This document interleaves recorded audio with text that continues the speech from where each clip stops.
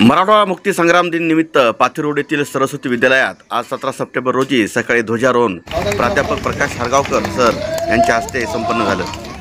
सर्वप्रथम स्वातंत्र्य सैनिक व महापुरुषांना पूजन करून अभिवादन करण्यात आलं। या दरम्यान प्राचार्य प्रकाश हरगावकर, संजय भोसले यांनी मराठवाडा मुक्ती संग्राम दिन निमित्त महत्त्वाचे विद्यार्थ्यांना मार्गदर्शन केले।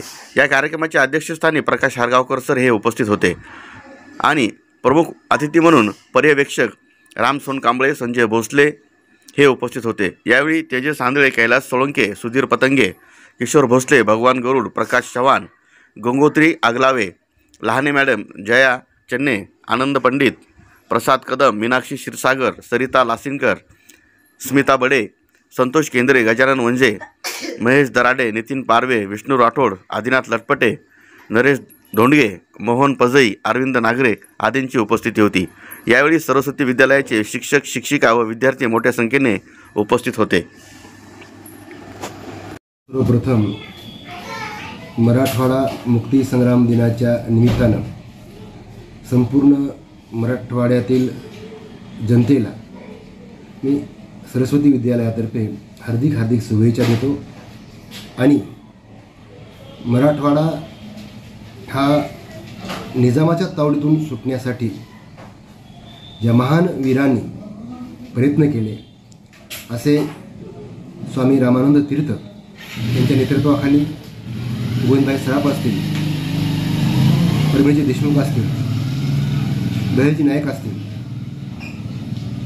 चाठाण्याचे जिंतूर तालुक्यातील चाठाण्याचे चाठाणकर असतील, असे अनेक महान स्वातंत्र्य सैनिक यांनी मिळून आज 17 सप्टेंबर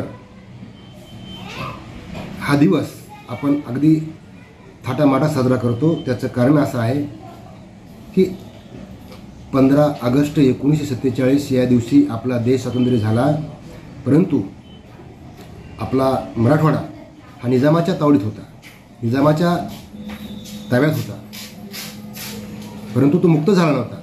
त्यामुळं आपला निजाम हा भारतामध्ये विलीन व्हायला तयार नाही आणि मराठवाड्याची जी जनता आहे संपूर्ण जनतेचं म्हणणं होतं की आम्हाला भारतामध्ये विलीन व्हायचं आहे।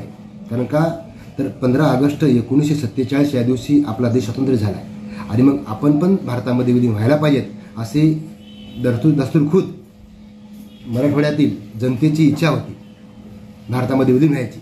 परंतु या ठिकाणी असलेला रजाकार कासम रजवी आणि निजाम स्टेटचा राजा यांनी मिळून आपल्या या जनतेवर, मराठवाड्यातील जनतेवर अन्याय केला, अत्याचार केला आणि तो अन्याय अत्याचार दूर करण्यासाठी अनेक लोकांनी जीवाचं बलिदान दिलं। तेव्हा कुठं आज हा दिवस आपण साजरा करत आहोत। त्या संपूर्ण महान वीरांना मी आमच्या सरस्वती विद्यालयातर्फे पुन्हा एकदा त्यांना विनम्र अभिवादन करतो आणि आज हा दिवस अतिशय चांगल्या पद्धतीने आपल्याला बघायला मिळाला। त्यासाठी संपूर्ण भारतवासियांना, मराठवाड्यातील संपूर्ण जनतेला मी माझ्याकडून, आमच्या सरस्वती परिवाराकडून हार्दिक शुभेच्छा देतो आणि थांबतो। जय हिंद, जय भारत।